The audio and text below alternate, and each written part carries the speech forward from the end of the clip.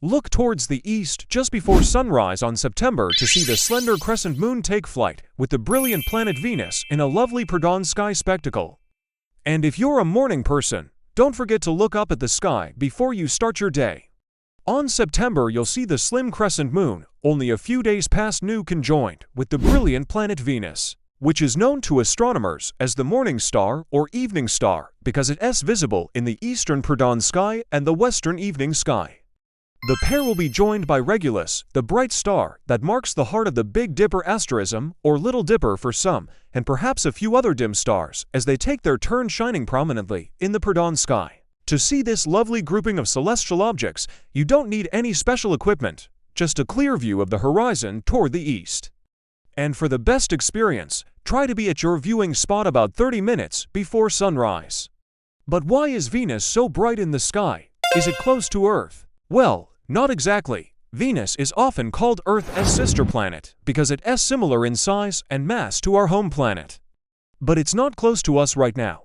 It is actually farther away than usual because Venus has an almost perfectly circular orbit around the Sun that is slightly smaller than Earth's. In late August and early September, Venus passed between Earth and the Sun, which is called inferior conjunction. Right now, it's on the opposite side of the Sun from Earth, which is called superior conjunction. And it will remain visible in the predawn sky until mid-October when it disappears from view as it passes between Earth and the Sun once again. So enjoy Venus while you can. Also keep an eye on the slim crescent moon. It is only a few days past new and will rapidly grow in size over the next few weeks. On September, the moon will pass between the Earth and the Sun, which is called a solar eclipse.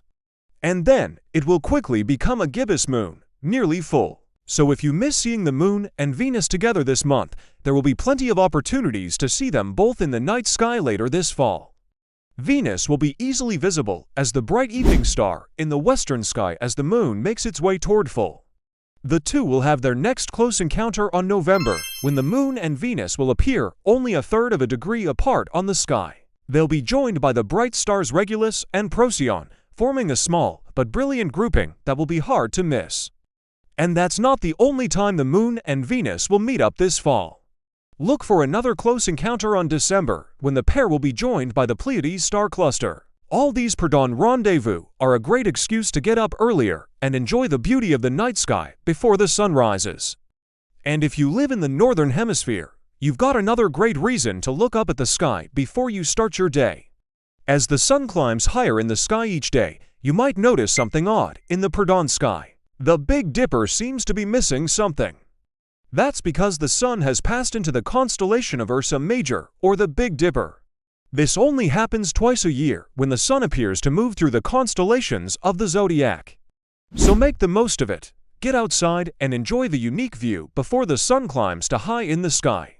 Here are the phases of the moon for September. Stay up to date with all of NASA's missions to explore the solar system and beyond at NASA.gov. That's what's up for this month.